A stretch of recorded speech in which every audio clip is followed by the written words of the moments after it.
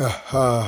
Yes, Ohun tí gbogbo ènìyàn nílò nínú ayé nìyí. this is what everybody need in this world.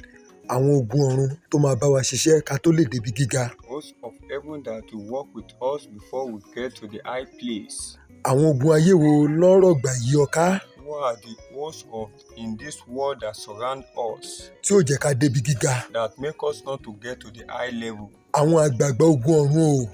Heavenly host, Kán dìde kán gbé ọ níjà lórúkọ they Jésù. should rise up and favor us in the name of Jesus. Gbogbo àwọn tó sọ pé ò ní ga nínú ayé, Everybody that said you will not be lifted up in this world, kí àwọn àgbààgbà ogun ọ̀run kán dìde kán gbé ọ níjà lénìí lórúkọ Jésù heavenly Kristi. host should rise up and favor you in the name of Jesus. Ògo rẹ tí àwọn aráyé rí tí wọ́n ń bínú sí, Your glory that the world saw and they envy about it, tí wọ́n wá pera wọn jọ pọ̀, tán pọ̀ ní ọ̀pọ̀lọpọ̀ nílọ́pọ̀lọpọ̀, they gather themselves and there are so many.